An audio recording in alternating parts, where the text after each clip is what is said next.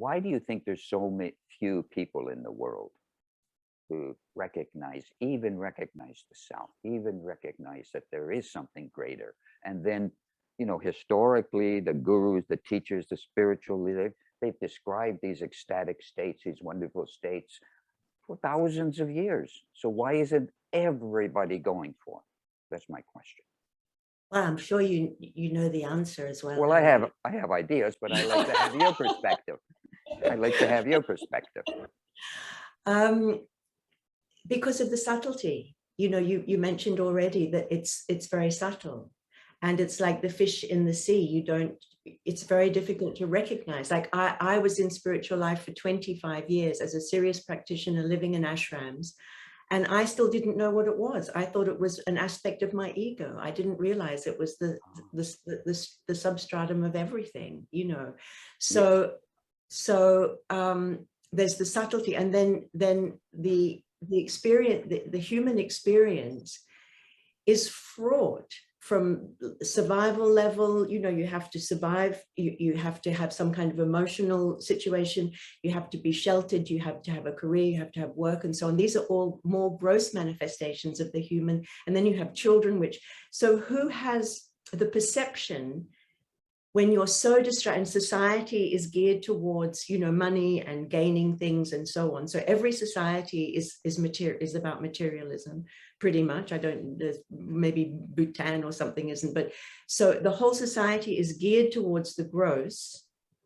So no one has the perception to even the spiritual people are still after something. They're after something that they think is outside themselves or other than themselves or further away from themselves.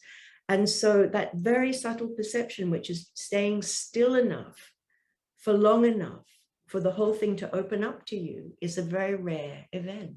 And the teachings, the traditional teachings, which contain so much subtlety and so much evolution and refinement, so complicated. It's very, very difficult to find the jewel within all of that writing. The jewels are there, but they're also filled with everything else. And so the spiritual teachings have to cover, as you're talking about the cosmic level, they have to cover all these different areas.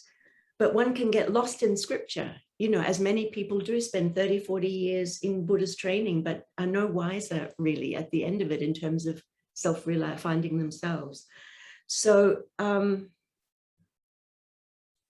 so in my website, I try and make it as simple as possible. I've got a website that just goes, okay, so there's a big picture, and then there are the absolute essential ingredients you need to find out who you are. And I've denied everything that isn't those very specific points. This is what you need to look for. This is what you need to avoid. And I think, I don't know if I've answered your question, but for me, it's the conflict between the grossness of the world and what society drives people to and what people need to do to survive, against the incredible subtlety of this perception, and understanding what it is and spending time to know what it is, until you finally find out that it is yourself. So I don't know if that took care. No, it's perfect. No, your perspective is what I was looking for. Okay. And you bang on the money. And even though people who have been on the spiritual path for decades, they're still looking for the self, just like you described.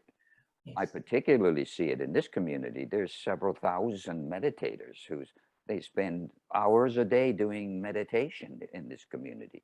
I'd say 90% of them still don't understand that it's their own self, that they're having these experiences. Almost all of these people I know have the experience that Amir has of the self, but they don't consider it good enough. Yes, exactly. They don't consider it special. Yes. And I think you've really hit on something there, that there's a lot of mythology about enlightenment and self-realization. We come from, because of the stories of the great masters and so on. Wonderful stories, yeah. Wonderful. I've been in a cave for 50 years or 50 lifetimes, or what have you. Or, the Kundalini blew the top of my head off, and I was a beacon of light and I was in bliss for 10 years and I couldn't speak or what have you.